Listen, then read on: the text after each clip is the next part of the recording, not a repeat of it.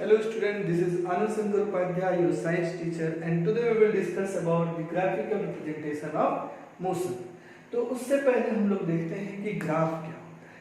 तो ग्राफ जो है वो पिक्चोरियल रिप्रेजेंटेशन है between the relation between two set of data such that one data is of dependent variable and the other data is independent variable। उसमें से एक set dependent variable होगा और एक सेट जो है इंडिपेंडेंट वेरिएबल, किसी पे डिपेंड नहीं करेगा। तो हम लोग लिख सकते हैं कि ग्राफ इज ए पिक्चोरियल या it is a set of pictorial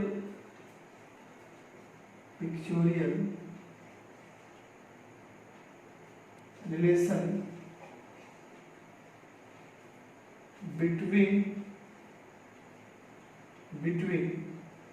the two sets of data in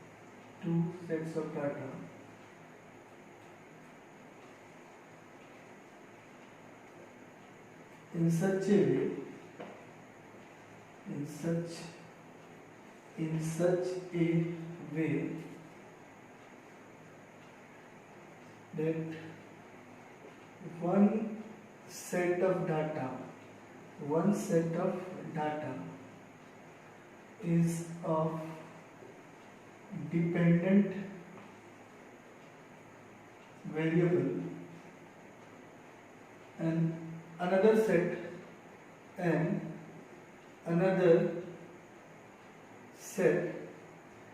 is of independent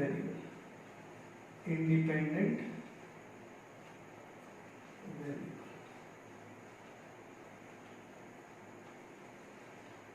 Graph is a set of pictorial relation between the two sets of data in such a way that one set of data is of dependent variable and the other set is of independent variable।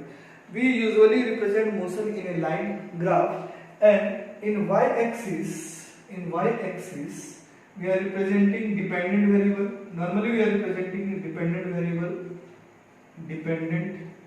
variable such that distance, time, displacement, speed, velocity, acceleration, etc. And in x-axis we represent independent variable, those variable which does not depend on others, ऐसा variable जो दूसरे पे depend ना करे। तो mainly हम लोग x axis पे हम लोग टाइम को रिप्रेजेंट करते हैं। तो ग्राफ में हमने पढ़ा है कि उसको पहले भी पढ़ा है कि ग्राफ को हम लोग चार कोऑर्डिनेट में बांटते हैं। पहला जो कोऑर्डिनेट होता है उसमें प्लस प्लस एक्स बी प्लस वाई बी प्लस, सेकेंड कोऑर्डिनेट में x minus y plus, third coordinate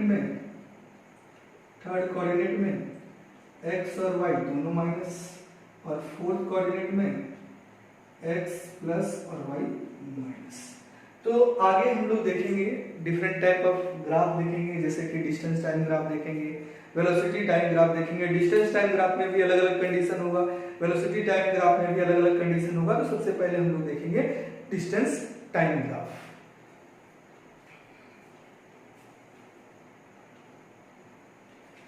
तो सबसे पहला ग्राफ है डिस्टेंस टाइम ग्राफ। तो डिस्टेंस टाइम ग्राफ क्या करता है कि ये ज्योमेट्रिकल रिलेशनशिप बताता है डिस्टेंस ट्रेवल और टाइम टेकन के बीच में। तो द ज्योमेट्रिकल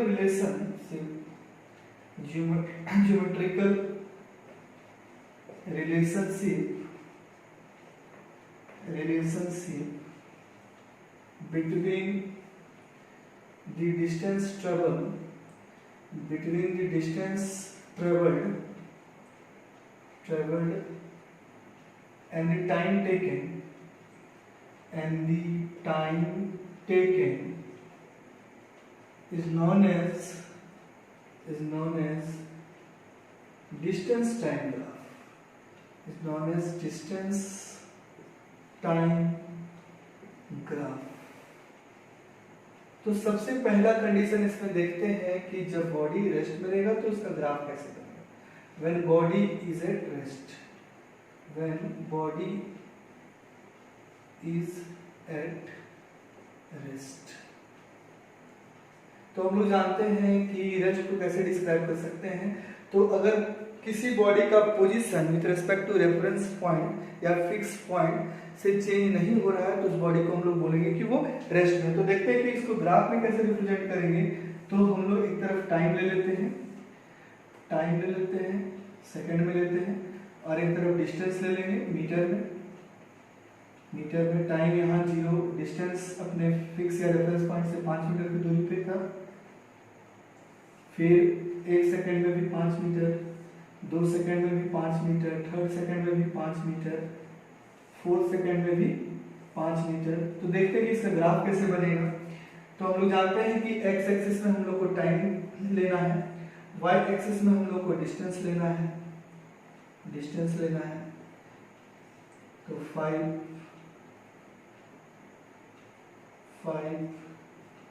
10, 1, 2, 3, 4। तो पहला सेकंड में भी इसी पोजीशन पे था, 0 सेकंड में भी यहाँ था, फर्स्ट सेकंड में भी इसी पोजीशन में, सेकंड में भी यही था, थर्ड में भी यही था, और फोर्थ में भी यही था। इस सारे पॉइंट को अगर हम ज्वाइन करते हैं तो ये जो लाइन आता है वो स्ट्रेट लाइन आता है। यानी कि अगर कोई बॉडी रेस्ट में है तो उसका जो ग्राफ बनेगा वो कैसा बनेगा, स्ट्रेट लाइन बनेगा पैरेलल टू टाइम एक्सिस। तो when body is at rest, when body is at rest, then distance time graph obtain will be straight line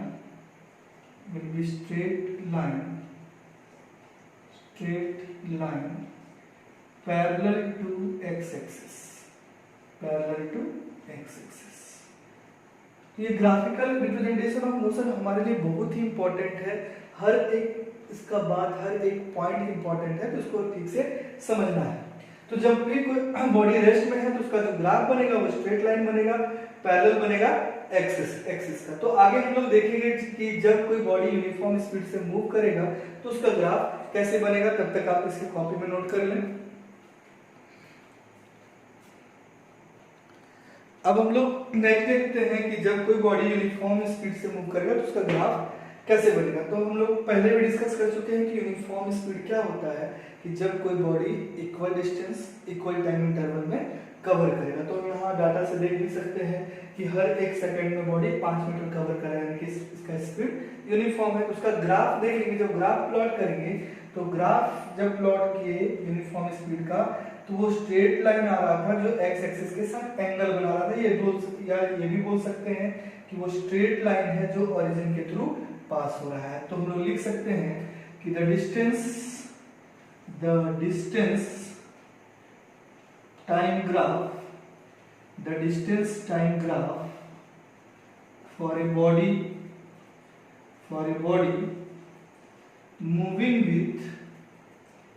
moving with uniform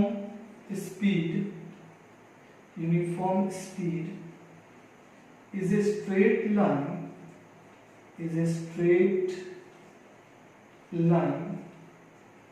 passing through the origin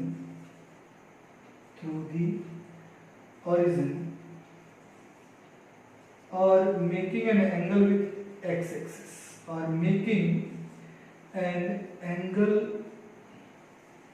with x-axis,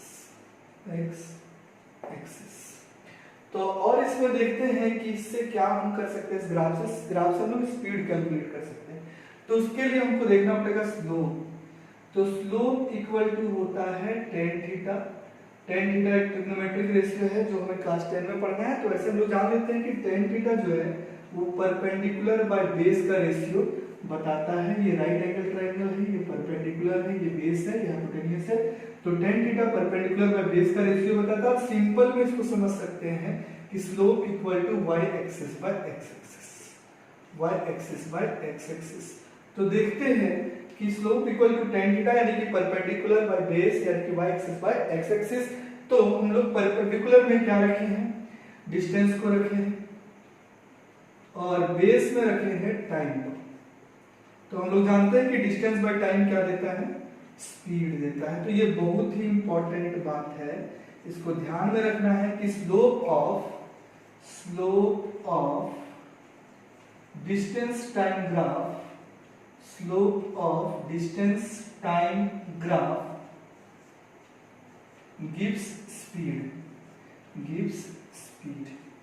slope of distance time graph gives speed. बहुत ही important ये बात है, ये हमें याद रखना है। तो हम लोग देखते हैं कि कोई दो पॉइंट ले लेते हैं, इससे कैसे स्पीड को कैलकुलेट करते हैं। इसको हम लोग पॉइंट ए ले लेते हैं, इसको पॉइंट बी ले लेते हैं, इसको हम लोग T1 मान लेते हैं, इसको हम लोग T2 मान लेते हैं। देखते हैं कि इससे कैसे हम लोग स्पीड को कैलकुलेट करेंगे।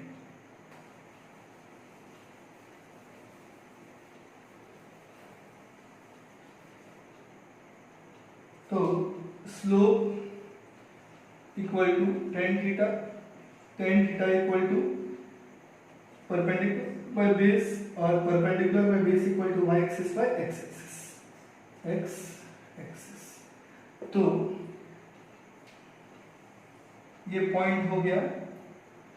परपेंडिकुलर में मेरा क्या है, 25 माइनस 10, ये पॉइंट के बीच का लेना है आपको डिस्टेंस। और बेस में हो गया T2 माइनस T1, तो 25 माइनस 10 हो गया 50, और T2 में है 5 और T1 में है 2, तो 15/3 हो गया 5, यानी कि इसका स्पीड जो है 5 मीटर पर सेकंड। तो इस तरह स्लोप से हम लोग slope of distance time graph से हम लोग स्पीड को कैलकुलेट कर सकते हैं। तो हर एक पॉइंट का स्पीड जो है यहाँ 5 मीटर पर सेकंड ही आएगा, क्योंकि ये यूनिफॉर्म स्पीड से मूव कर रहा है। यूनिफॉर्म स्पीड में स्पीड हर एक पॉइंट पे सेम आएगा। तो आगे हम लोग देखेंगे कि इसमें और क्या क्या हम लोग देख सकते हैं, किस तरह हम लोग दो स्लोप के बीच में स्पीड को कंपेयर कर सकते हैं।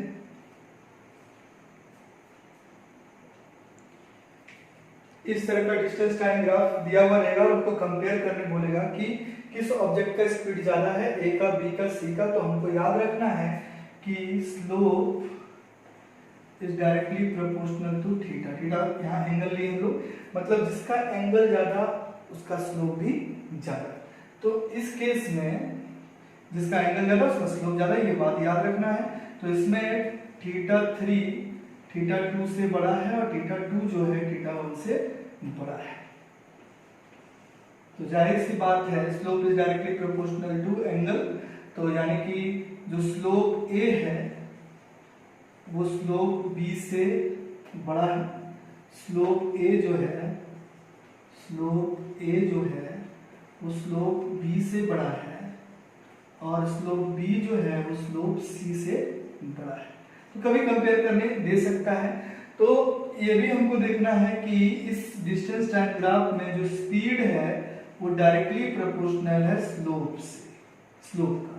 तो इस दोनों रिलेशन से निकल के आता है कि जिसका स्लोप ज्यादा उसका स्पीड भी ज्यादा, यानी कि स्पीड ऑब्जेक्ट ए का बी से ज्यादा है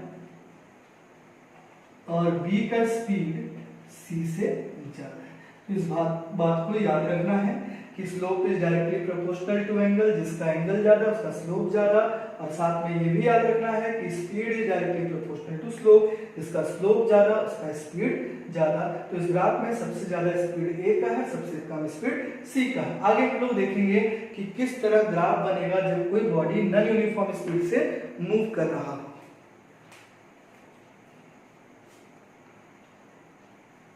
नेक्स्ट हम लोग देखेंगे distance time graph for body moving with non uniform speed. तो नॉन यूनिफॉर्म स्पीड हम लोग पहले भी डिस्कस कर चुके हैं कि जब कोई body unequal distance equal time interval में कवर करेगा तो उसे हम नॉन यूनिफॉर्म स्पीड बोलेंगे। तो पहला है कि जब स्पीड इंक्रीजेस करेगा, नॉन यूनिफॉर्मली इंक्रीजेस करेगा विद टाइम, तो ग्राफ जो ऑब्टेन होगा वो कैसा होगा, कर्व होगा जिसका स्लोप टाइम जैसे जैसे टाइम बढ़ते जाएगा उसका स्लोप भी बढ़ते जाएगा। दूसरा है कि when speed decreases non uniformly with time, तो उसका स्लोप भी कर्व होगा, लेकिन उसका स्लोप जो है वो टाइम के साथ हरदम घटते जाएगा। तो इस तरह हम लोग डिस्टेंस टाइम ग्राफ को रिप्रेजेंट कर सकते हैं ग्राफ में। और नेक्स्ट में वीडियो में हम लोग देखेंगे वेलोसिटी टाइम ग्राफ, और उसके बाद ढेर सारा हम लोग न्यूमेरिकल करेंगे तो जाके ग्राफ हमारा क्लियर हो जाएगा।